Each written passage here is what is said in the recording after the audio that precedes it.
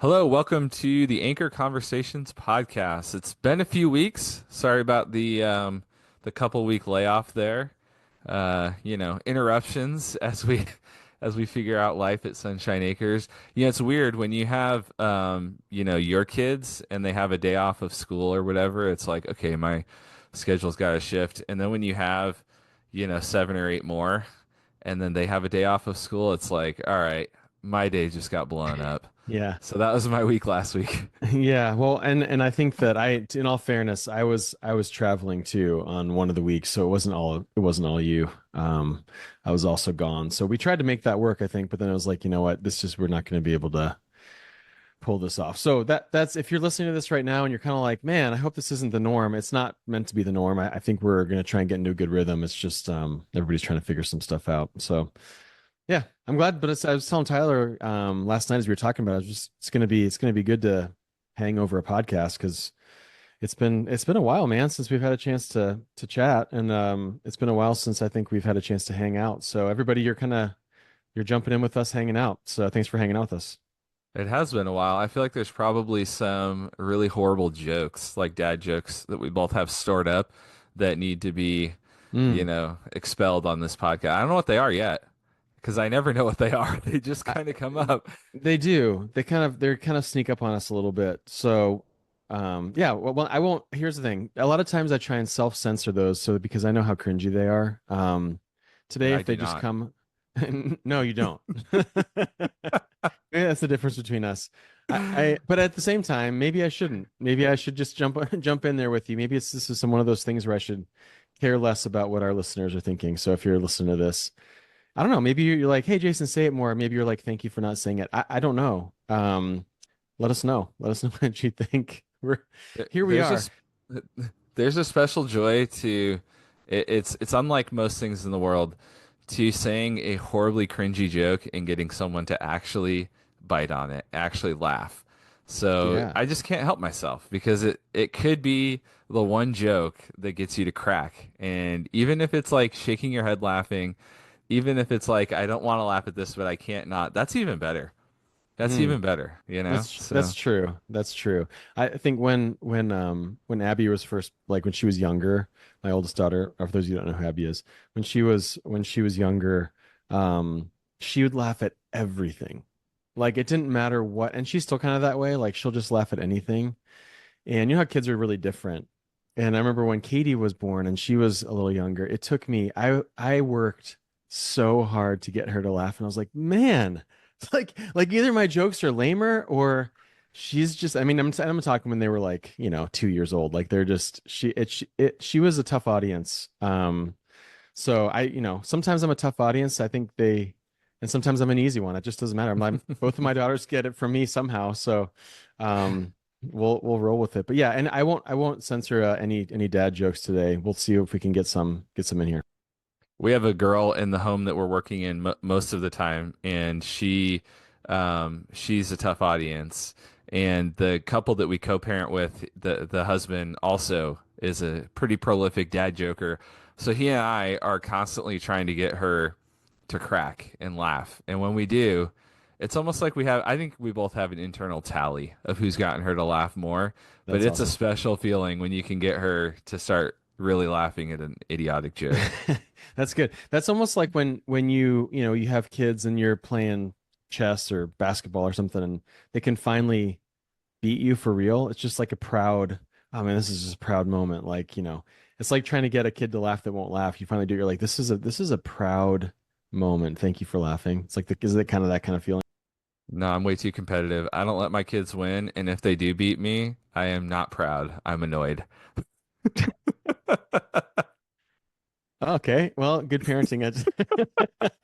It'd be funnier if it weren't true, but I hate losing. So we have all these kids at the Acres now that are learning from my kids. He's not going to let you in. That, hey, I mean, but isn't there a sense of accomplishment when they finally do, and you're kind of like, man, this is great that you finally are at the spot where you can beat me, or do you not have that? Or you're just like, no. I mean, there's a slight sense of accomplishment, but it's not as good as the sense of accomplishment at beating a 9-year-old at basketball. That's a much better When sense of you accomplishment for me. when they go to take a shot and you just swat it every single time because you're so much taller. That's good. Yes, That's good, man. that's the sense of accomplishment that I am after. I mean, I feel like there's I feel like there's good in both. But yeah, I'm sure that your kids will appreciate that one day. I'm sure that they I, will. I'm sure that they'll deal with it with a therapist one day. This is it's like Kurt Thompson's book. There, if you really want kids to feel safe, soothed, secure, Yes. Mm. seen, I'm sure it's making them feel all those things. Well, they feel safe that they won't beat me. They feel secure that that shot is not going over my hand. Well, They I will feel say, soothed, that the dad's gonna win. So, yeah, I will say this. I think that that way of parenting, which quite frankly, I pretty much do the same thing. Although I do feel a sense of accomplishment if they do beat me. It's like, great, this is awesome. But I don't let them win at anything. I think that the letting them win is producing some soft culture. So I think that we gotta, it's just like there's something about having to work hard to beat your dad in something. And I think there's something good about that. yeah. I don't know if the moms would agree. The moms are kind of like, "Dude, just come on. Yeah, Let for let sure. let the let the kids win." And we've had this conversation. It's like, well, no, there's something about, he's got to work for it or she's got to work for it. And, you know, I don't know. There's I probably don't a know who's middle right. ground. There's, There's there's probably a probably middle ground. a really good, solid middle ground that we're missing. So anyway, and now if you're listening to this as a mother, you're probably like, I can't believe this. And if you're listening to this as a dad, you're like, yeah. So we've just proven the point. I think we got two sides of the coin on this one. Yeah, I don't know. I do know Uh, that we're probably at this point wasting everyone's time. So Probably. Well, let me say this. Let me say this. If you are going to be at church on November 3rd, which is I think 2 Sundays from now, just let you know, Tyler and Lindsay are planning on being there that Sunday, which is going to be great to have them on a Sunday morning. And we'll let Tyler give us a little bit of an update on kind of how they're doing. And so I just really again encourage you all to be there these next couple weeks and especially that Sunday so that you can hear from him and maybe greet him in person, him and Tyler, so in the family. But yeah, here we are. We're just finishing up the one more series, so that went fast. yeah, I did go fast. I was kind of surprised that it was over for some reason in my head. Maybe it's the absence of not being there to hear it and just hearing it on the podcast. But I was like, oh wow, yeah, we're already done with this. But also, Christmas is right around the corner, so I know it is, and I'm sure you're all going to be watching the Thanksgiving Day parade, and mm, Tyler, you're going to be the first one to have it on there, and so here, yeah, yeah, we can talk more about that as it gets closer. no, or not, yeah, or we cannot, since I really don't have anything to say other than don't waste your time. Good. Uh, let's jump into this last sermon in the one more series. So you preach from John chapter 13 verses 34 through 35, and your big idea was a church that loves has an appealing aroma of Jesus. And this idea of, basically the smell of cabbage versus the smell of cookies or cake or something. And that most of our churches smell like cabbage, especially the old Baptist churches with They actually fellowship hall. genuinely really do smell like cabbage They sometimes. Like do. you have the kitchens in there. I grew up in a church like that, and they'd always be like, there'd be like the older ladies on a Tuesday night or whatever would make food for people, and you come in and it would smell like cabbage sometimes. Actually, what's funny is I got a text message from Dylan Cosme. Some of you guys know Dylan.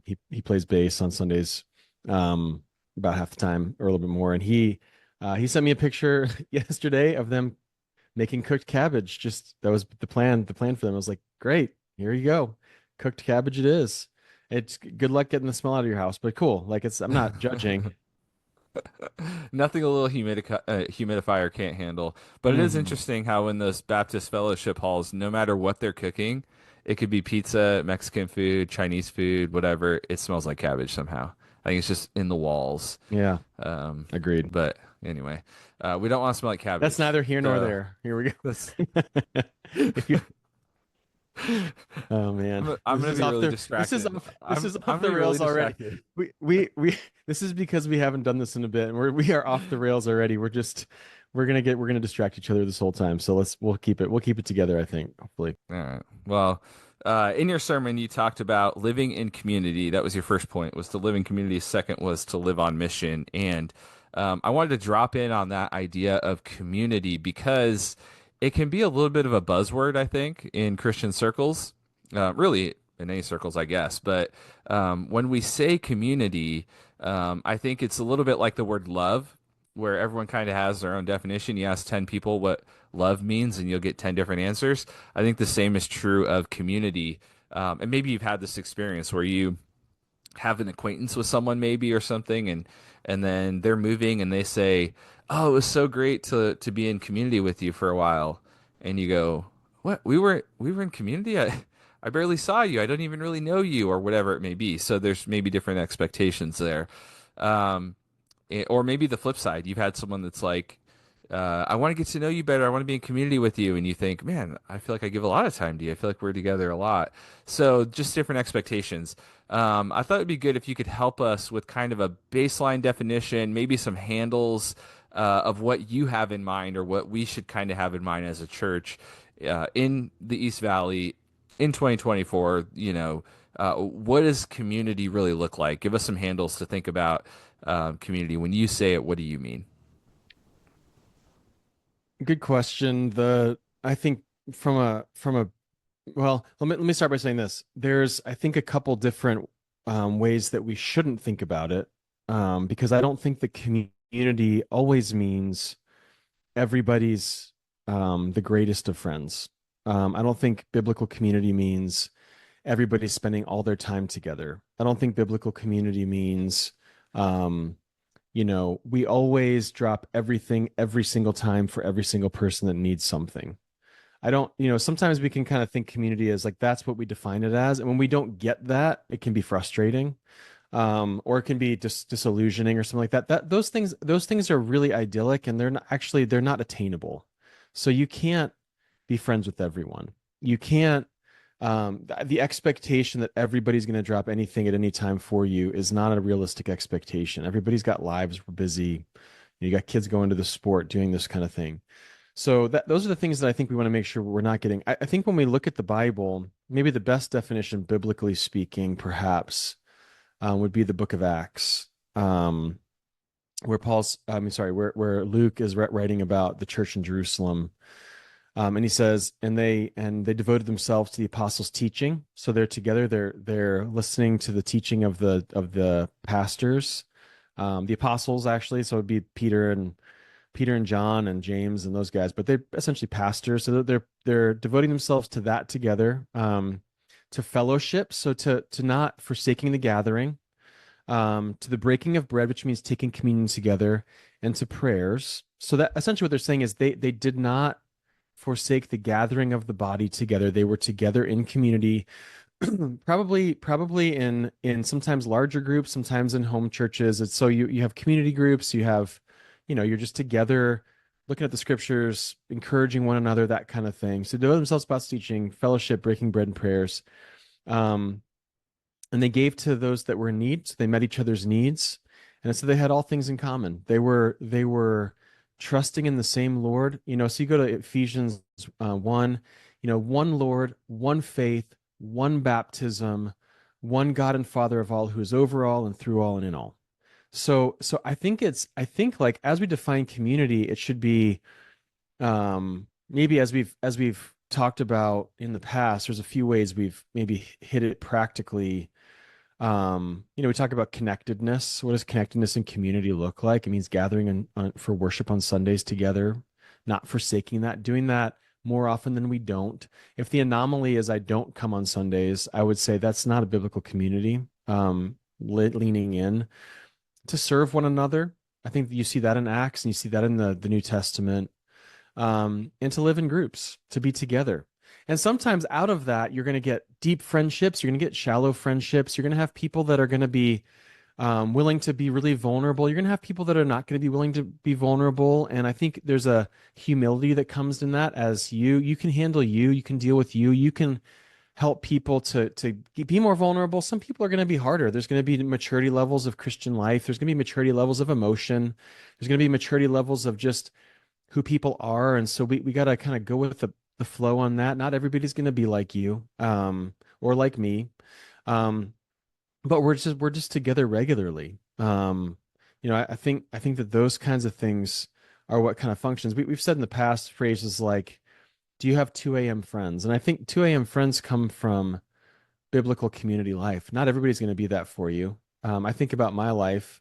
I probably only have a couple of those in my life, a handful maybe. I know the pastors are like that for sure, but like outside of the pastors, there's like friends. Like I think I have a couple of those. I'm not going to have a ton of those. I think we've also talked about in the past, and we'll probably try and reincorporate some of these things. I was telling Tyler, we've used these phrases in the past, especially previous to COVID, as we were thinking about mission. And I'm kind of sad that I didn't use some of these more in the One More series. But if we see the church as a mission field, especially to the people, whether that's outside of the church or inside the church, like we're here to serve others, and we in so serving, we will, I think, be served as well as we jump in. It's a we, not me culture. How do we build that? We build that from us thinking of one another, very much like a marriage. Like if you go into marriage, and whether it's intimacy or whether it's just daily life, and your goal is me, how am I served here? How do I get what I need from this marriage? Man, that marriage is in trouble. I'm just telling you, like that marriage is, and if you've been married for any length of time, I think you know that if you have a healthy marriage. But if you go into a marriage and you think to yourself, man, definitely want someone to love me. But man, I want to be selflessly loving my spouse. And it's really not about me, it's about them. Again, it goes back to just conversation, date nights, parenting together, intimacy, all that. You're just like, how do I serve my spouse? If you do that, what you're going to find, and I haven't met anybody who says that this is not true. If you're going in there and you're like, how am I going to serve you? And your spouse is thinking, how am I going to serve you? Well, you can have, I could caveat that with saying, I know that there's some times where that doesn't match up, but I think in healthy marriages, what happens is you wind up getting your needs met way more than you would have if all you were doing was seeking selfish things. And so I think the biblical church and community is kind of the same way. I wonder if the last thing I'll say, Tyler, is I wonder if it'd be helpful for us right on a regular basis to remember 1 Corinthians 12 through 14 and just see ourselves as the body of Christ working together to meet each other's needs and to in community and to love the people outside. And if we saw ourselves more like that, and not just simply as a YMCA gathering spot, we just gather at the YMCA or at the gym or at the wherever, the Elks Lodge or whatever, wherever it is people gather. I don't know where people gather, the library. But there's not something deeper there. Like this is the body of Jesus on this earth. He is the head, we are the body, meant to serve one another and to reach the lost for Christ. I wonder if we saw ourselves more like that and not just as a gathering spot, if it would change things for us. Because if we're seeing the church, and this is a problem in the East Valley. Like you have people that go out and they're consumers of church. And I get the temptation. I can be there too sometimes. You're just like, okay, it's consumers. So what you're looking for is everything that meets your needs. And so what you get is people that church hop. They'll go from one church to the next, like even just multiple weeks. This Sunday they'll go here because they like the worship better. This Sunday they go here because they like the youth group better. One Sunday they'll go here because they enjoy the preaching better. One Sunday they'll go here, and they literally don't have a church home. They're not a part of a body. What they're doing is they're seeing it as just a gathering spot that's going to meet their needs on a daily basis. That's just about them. It's I, me, me, me, me. It's like Brian Regan, the comedian, talks about the me monster. Someone's just like, I said, it's all about me. Well, I would say that that's something, but it's not real biblical community. Biblical community is diving into a place with all of its flaws, with all of the things that it's not doing great, And any church is going to be like this. It could be the church that's 3,000 people. You're going to have stuff where you're like, this isn't my favorite. Or the church like an anchor church. We have 150 people growing, but it's like, we're not going to meet all your needs either. We don't have everything that you're going to want. But it's saying, I'm going to stick with this because this is the body of Christ that God's called me to be here in. And I'm going to be faithful and I'm going to serve people. And I think once you do that and just commit to it, you're going to find that your needs are met in community more than they would have been otherwise. So that's a long way of answering that question, but that's something. Those are things that I would say. Yeah, I think your big idea captured it too. This idea of love, right? That love is that where that appealing aroma of Christ comes from. And to me, you think about community, it's making love priority. And notice I didn't say a priority, but priority. Priority actually means first importance. So we talk about having many priorities. You really can't. There's something that's first. Love should be first. Love of God, love of neighbor, love of community. And so, yeah, I think about, and I can't remember who said this, and I want to say it might have been Peter, but I might have heard it somewhere else recently too. But I heard someone talk about um, how because of the even what you referenced this week from John 13, this idea that by this everyone will know that you are my disciples if you love one another.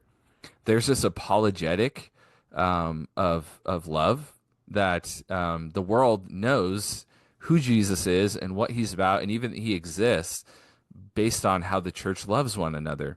He prays it in John 17. Also, he says that they may be in us, Christ and the Father, that they may be in us, so that the world may believe that God the Father, that you sent me. So there's this apologetic to the way that we love one another. And then the flip side of that would be that if we are not making love a priority, we're actually sending the opposite message. We're saying, actually, Jesus doesn't exist. Actually, Christ doesn't have power to save. Actually, this gospel isn't true, which I don't think we calculate that when we make our decisions about community.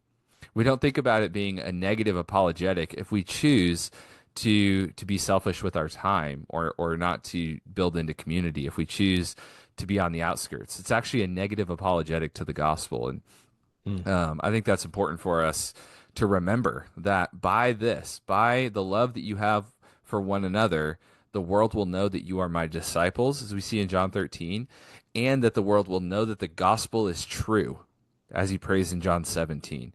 That's how the world will know. We talk about this one more series. The apologetic is how we love one another, or one of the main apologetics that Yeah. Jesus points out. That's great. Um, That's super. That's a super great point. I remember Peter may have referenced that. I remember something like that being said. I don't remember where I heard it either. So Peter, if you're listening to this and you said it, well done, well done. yeah. If Um, not, we're gonna give you credit we'll anyway, give you man, credit anyway, because man, but that was good. I think that there's something about when I was thinking about this, the big idea, and you get to those two verses I referenced from First Peter. Love covers a multitude of sins. So, we're going to sin against each other regularly. But if you love somebody, um, like Jesus loved us, it's not hard to forgive. Um, and again, all sorts of caveats with, like, I mean, there's different levels of being sinned against. So, but just normal average every day being sinned against, we're not talking about abuse or something like that. We're just talking about regular, somebody says something that's offensive. But then also the kicker on that, I think, is the First Corinthians passage where it's love is patient. Like, if you just read through that list, you cannot read that list and think it's okay for me to be selfish in my love. Like, you just can't. Or it's okay for me to think, what about me?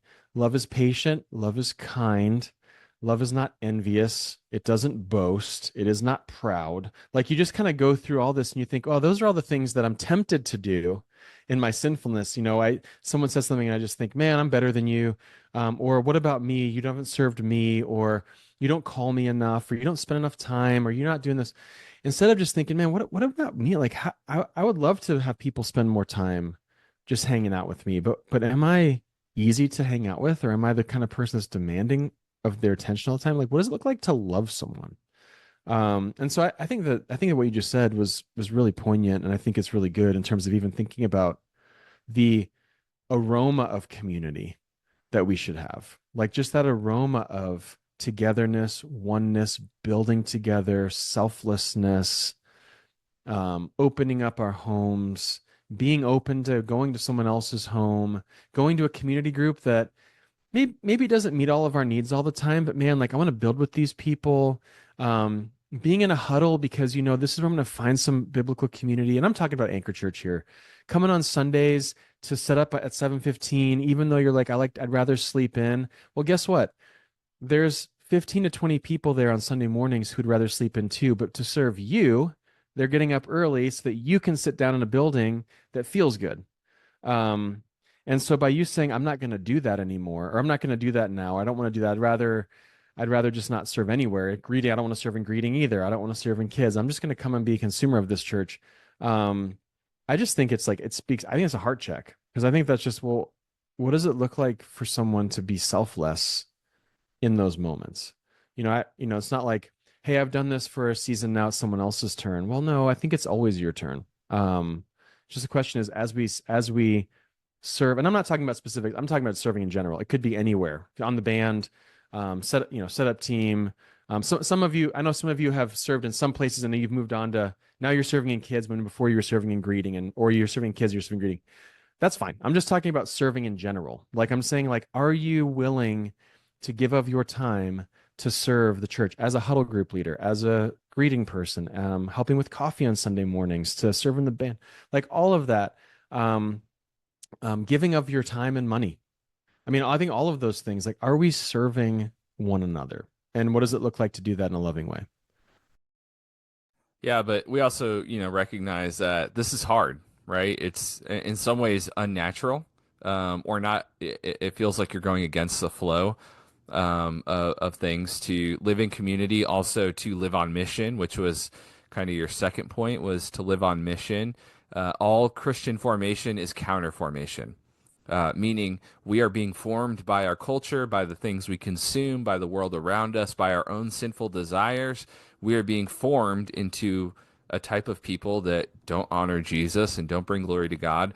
And Christian formation is the opposite of that. It's a counter formation. That's what discipleship is. So I just thought it'd be good to call out some of those norms and values that maybe we inherit from this culture that we are in, this East Valley culture, that make this so hard. Living on mission, living in community. What are those kind of values that we're inheriting that make this so difficult as you see it? I mean, I think we've talked about some of them. Um, I think the East Valley, success matters in a lot of ways. Is how we look. Phoenix is one of the cities. I moved here from the Midwest, and the and one of the things I love about Phoenix is it has a certain vibe culture. It's a late night culture. It's a go out culture, and it's great. The Midwest closes down about 5 p.m. and that's kind of it's kind of the night. So I enjoy that. One of the things I remember being a little bit different was people were going out to dinner in sweatpants and sweatshirts, and they didn't really care what they looked like. I think in Phoenix, the appearance matters. And it's not just appearance, how you look and get all dressed up for a night. It's the appearance of everything. Am I successful? Am I living in a successful kind of looking home? Am I living with how much stuff do I have? How many vacations do I take? How many degrees do I have? Are my kids doing well? If they're not doing well, how do I get them to look like they're doing well so it reflects positively upon me? I mean, I think all those things kind of go into our culture that we live in, which kind of I think breeds selfishness because it's just about it turns in on me. I mean, that's also going that the social media culture doesn't help with that. I think it reinforces that. I think we live in obviously a state that has politics as a major thing. I mean, Maricopa County essentially decided the election or came close to it last time. So I think people really care about politics, which there's nothing wrong with that. But I think it does inform what our inputs are, what we're hearing and listening to. And it doesn't matter which side of the aisle you're on. I mean, people are listening to stuff from everywhere. And so you're being inundated with that. And so fear can creep up in us. Like we can have fear of future and fear of life. I think we all most of us anyway, live in a home that has a block fence around it. And so you kind of have this block fence mentality. Like once I get home, I just kind of fence myself in and the outside world's outside and I need to be inside. And we need to metaphorically, I think, just break down some of those walls and let people in. We've inherited a lot of those things. And so like I think when we consider and talk about things like love for each other, community life, we're having to overcome a lot of the things because community life might mean my kids don't go to their sports events on Sunday mornings. We had this issue because Katie swam a lot. She was a competitive swimmer for a long time. They'd have Sunday mornings, and we just told her like, "You're not going to do Sunday morning swim." And her coaches would be like, "But we want her to do these events." We're like, "Well, you're gonna have to find different ones because we want her at church." Um, so it might mean that. Well, what about my kids? They might go to college and play in, college. Well, okay. What are we teaching our kids about the importance of church life? Like I think you're teaching your kids way more than you think you know. And I think that we live, I mean, I can't tell you, and I'm not necessarily talking about anchor church people, although I'm sure this happens too, but just in global evangelicalism, people are baffled. I can't tell you how many people I've talked to with Christians baffled as to why their kids aren't as involved in church. And I could tell them exactly why. Because you don't prioritize it. You don't go to church. You don't make it a priority. You're there once a month, maybe, if not once every 6 weeks. And you're baffled. Why do my kids want to go to youth group? Why are they not wanting to do it? Well, I mean, the old axiom is true. Like way more is caught than taught. You can tell them all day, "Hey, church matters. It's really great. Community life matters. It's really great." And you're never serving. They never see you do it. You're never in your Bible. They never see you do it. You never come to church. They never see you do it. You're not practicing the things. You're not in a community group because you don't really care about it. But you're willing to have them go to sports practices 4 times a week, and you're like, "Hey, you got to do good because we want you to be successful. Maybe get a college scholarship or whatever it is. I don't know, whatever it is. Pick something. The spelling bee. We want you to be the greatest speller in the world. Whatever it might be." And we're baffled. I cannot believe like what. And so then it becomes like this church. It could be Sun Valley. It could be Anchor Church. It could be Rock Point. It could be whatever church is around us. This church is not serving my kids' needs because they're not interested in the group. It's like, well, I think they're not interested in the group because you're not interested in the group. Like, that's just the bottom line.